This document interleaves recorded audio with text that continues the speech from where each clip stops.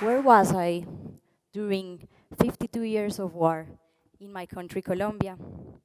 In 1948, Costa Rica abolished the army. In 1948, the State of Israel was born. In 1948, the United Nations adopted the Universal Declaration of Human Rights, and in 1948, violence hits Colombia, leading us into more than 52 years of war. Since I knew I was going to give this talk, I have asked myself, if I'm the only Colombian speaking and representing my country, what message do I want to transmit in front of amazing tourism lovers and experts, and especially what makes me the right person to do so? And this part really confronted me. What makes me the right person? And with that question in mind, I decided that I was not going to be alone in stage. So today, I want to invite you to be peace-sengers. Peace-sengers, not passengers. I would like to invite you to travel in time to understand the Colombian context and to travel around Colombia, visiting some of the most affected rural areas and hear their stories and definitions of peace. In Colombia, we have 7,000 victims. Today, we have around 14,000 ex-guerrilla members that give their guns after the peace treaty.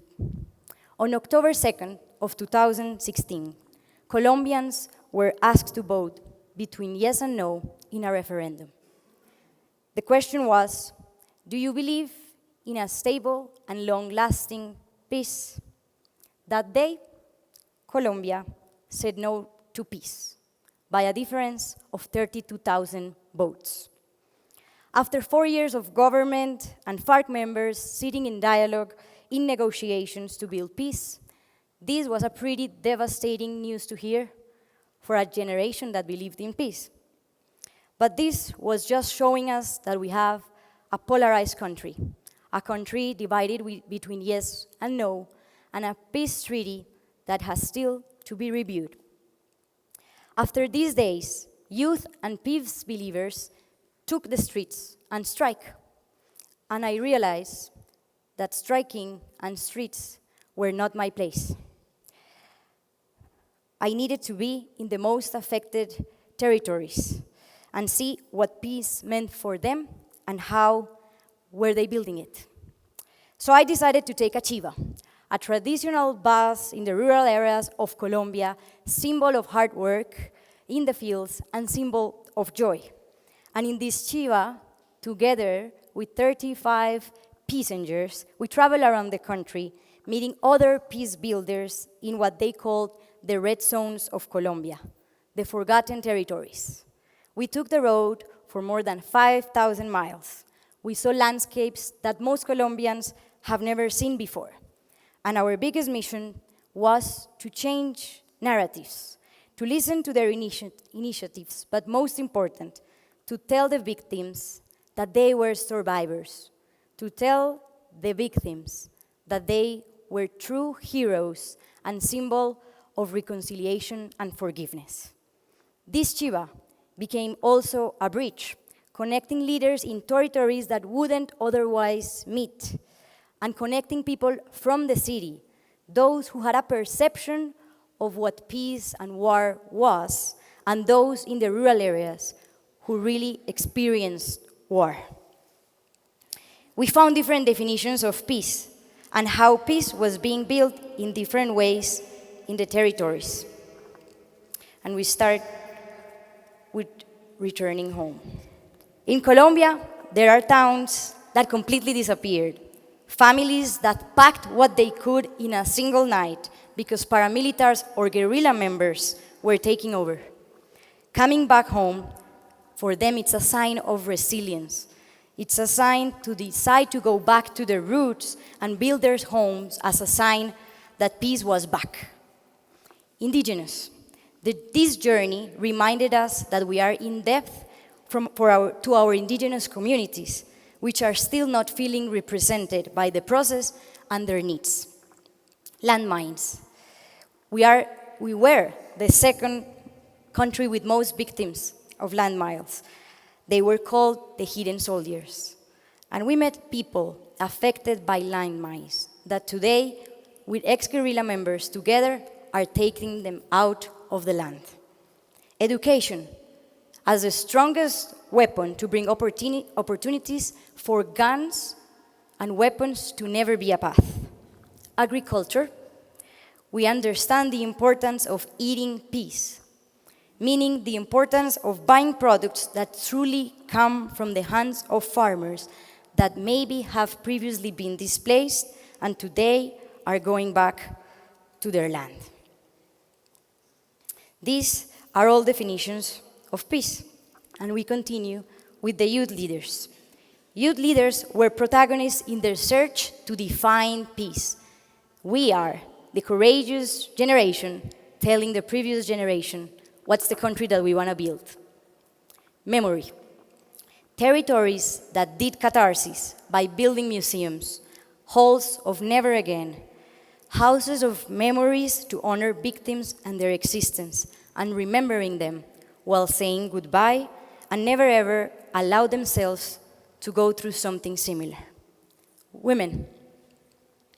As leaders and made for givers, mothers, widows, single housewives, they heal through weaving, or they find their own initiatives to move forward.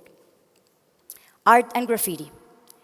Graffiti became a way to give identity and color to places that were once gray, where massacres happened. Murals became a way to narrate their stories, their heritage, and their culture. They painted their new identity in open-air museums. Actors. This journey was always about listening to all the voices. The same day, the treaty was being renegotiated in Bogotá, and it was signed for the second time. Doors opened for us to visit guerrilla members from the FARC in a place called Monterredondo. This was a transition zone for the eventual disarmament of the fighters. For the first time, most of us in the Chiva met a guerrillero. And for the first time, we learned how to call them not guerrillero, but Colombians. And that day, we are sure they learned how to hug again. When we departed the Chiva, we knew we were living a historical moment. But that day, after we met the guerrilleros, we realized we were making history. During this journey, we found that with or without peace treaty, peace was being built and it was arriving. We understood that peace has enemies and that just because the guerrilla left a territory, peace is not assured. Today, as I stand here with you, there are many leaders that are not only risking their lives, but many of them have passed away in the name of peace. But we have also witnessed the encounter with the enemy, where the person that was maybe trying to kill you is today taking care of you. Seeing the conflict with human eyes is very important, and understanding that they ended up in a guerrilla group not only because of personal choices, not only because they were evil, but also because of situations and contexts that the country couldn't handle at that time. So we live in a country that is healing. We live in a country that is constantly in catharsis. And it's important to understand that the implementation of the treaty is a challenge. The previous president negotiated it. The current president is implementing it. And that president was also the one in opposition. Guerrilla living doesn't necessarily guarantee peace in some territories. They were sometimes protecting people from those towns, from other groups, or even guardians of natural resources that today can be exposed to other industries to come. If tourism is going to be an opportunity, it has to be done in a sustainable way, and there is no other way. Of course, we found out that most places can now be visited, where before we didn't even know where were they in the map, what were the natural resources. Today, we are in front of a huge opportunity to activate the local economy of rural areas. And these places can't wait for you to visit, for us to build infrastructure and to show you their hidden jewels. But we must be respectful, and we must do it right and with the consentment of the local communities. Tourism gives Colombia the opportunity to change the narrative, to change the imaginary of who Colombia is today for the world. So let me recap and explain you what was this treaty all about. It was about a rural reform. It was about political participation for the guerrilla members. It was about land restitutions to the victims and replacement of illicit crops from coca to cacao to coffee, and for victims' participation and involvement in the treaty. So you might be asking right now where all these guerrilla members go after the peace treaty was signed, after they have no guns in their hands. They went to places that we call ETCR. They are territorial training and reincorporation spaces, which are serving to train the members of the FARC to reincorporate in the civil life, prepare productive projects, and meet the technical training. And this is another part of this talk where I don't want to be alone in stage, and I want to present you other peace builders. I want to tell you the stories of post-conflict entrepreneurs, ex-guerrilla members that are building their own projects, and through them, they are building peace. It is time for Colombia to prioritize new products and tell new stories.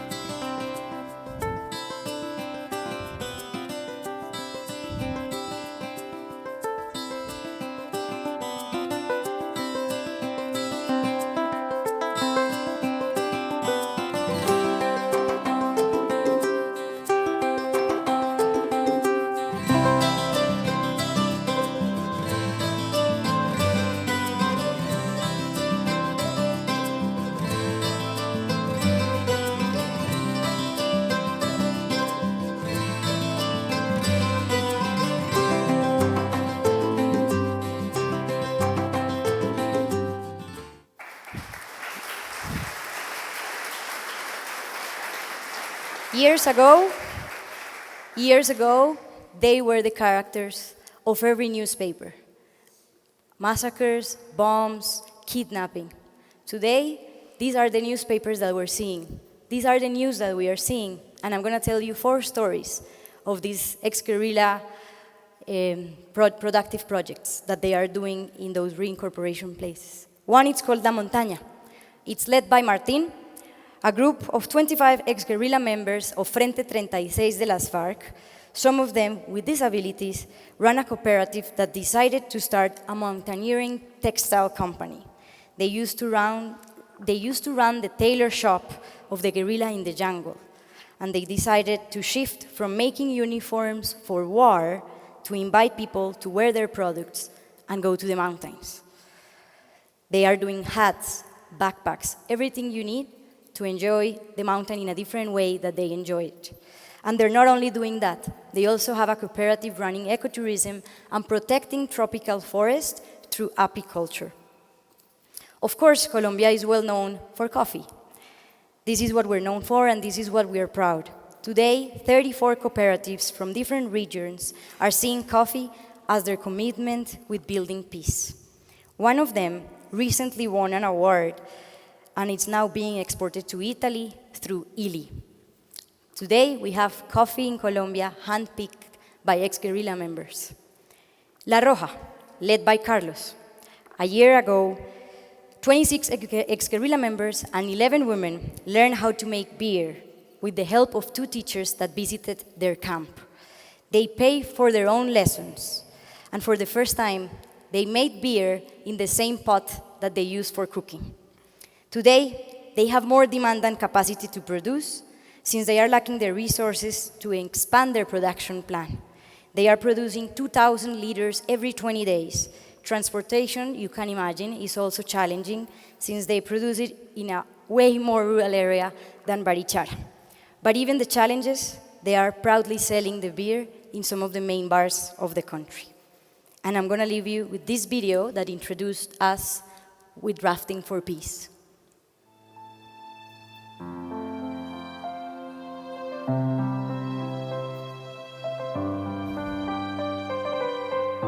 Bueno, el sueño fundamental es alcanzar la paz para todos.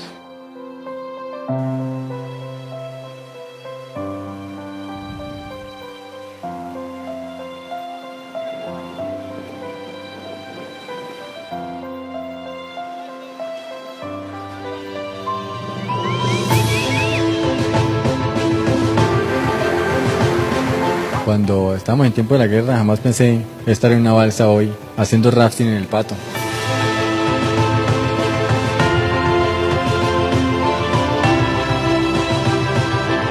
Hemos tenido una buena relación con ellos. Estuvimos bajando el río con muchos policías, soldados, y nos hemos dado de cuenta que en esta guerra pues nos estamos matando entre nosotros y que esa no es la salida, esa no es la solución, ¿no? Invitar al grupo de Mirabai al Mundial de Rafting en Australia es decirle al mundo que se pueden cambiar los fusiles por los remos y que los ríos pueden ser generadores de paz.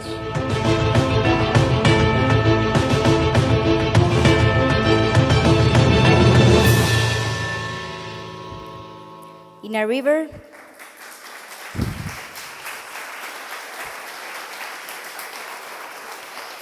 river, that have only witnessed violence, they decided to learn how to do rafting.